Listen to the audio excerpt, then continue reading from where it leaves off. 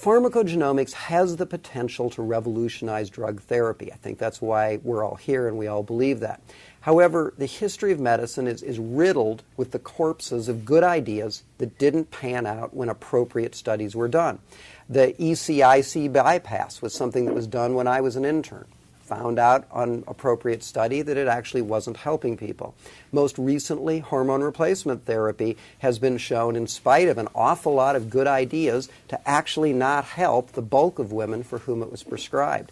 We may end up in the same boat with PSAs in a few years when the definitive studies come out. So good ideas are not enough to guide medical care. Inappropriate implementation of pharmacogenomics risks several things. It risks depriving patients of a drug that might have worked, and the pharmacogenomic test said it didn't. We may add expense and hassle for insufficient benefit. And in my mind, one of the biggest risks is we risk throwing the baby out with the bath. There's promise in pharmacogenomics, but I think that if we go off half-cocked, if we don't have proper data backing up what we do, there's likely to be a backlash.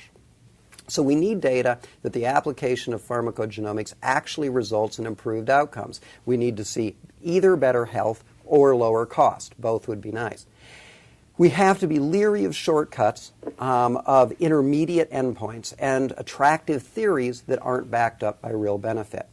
Finally, I would just say one quick thing about the regulation and oversight of genetic testing, because after all, pharmacogenomics is generally, but not always actually, a genetic test. There's a lot of controversy regarding the proper level of oversight, and there's controversy about whether the FDA will take an enhanced role in such regulation. There's calls for more stringent oversight, for example, that of a CLIA specialty in genetic testing.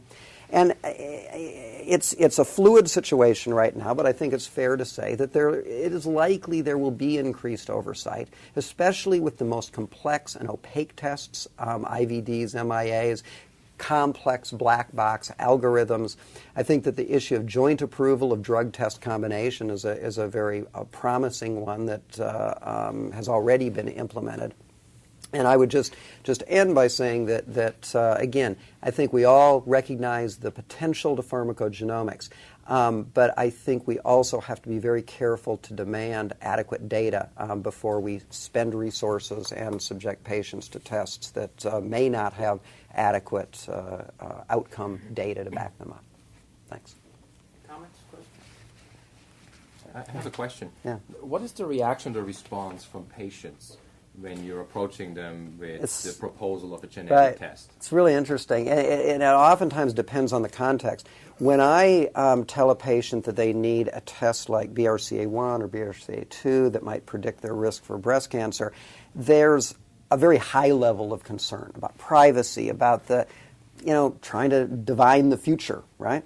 There's much less concern on the part of my patients with pharmacogenomics, and I think part of that is because the goal of pharmacogenomics is so much narrower, right? We're saying we want to find out how you respond to this agent. Okay, they aren't as worried about the long-range outcomes.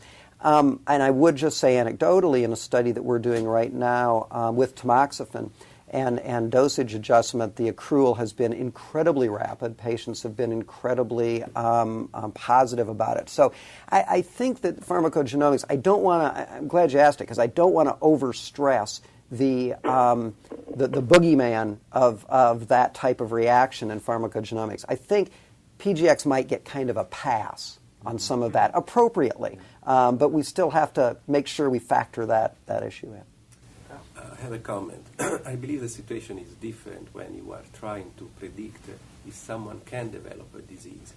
If you have cancer patients today that are willing to give tissues from every part of the body, including biopsy of metastases after the preliminary diagnosis was done, because they would like to understand what is the right treatment for them. And also, I must say, after many years of working in this field, I think that cancer patients are generous toward research. Absolutely. I completely agree. And I think your point is also seen even in things like BRCA testing, where somebody who has had cancer is usually much less concerned about some of those abstract implications. And where the analogy may arise is that we will reach a point in a few years where many people have a great wealth of information about their genome in advance, right? So in a way, it'll be more like that unaffected patient who's now getting all this genetic testing done just in case they need a Abacavir or just in case they need such and such. So it may be a shifting kind of landscape.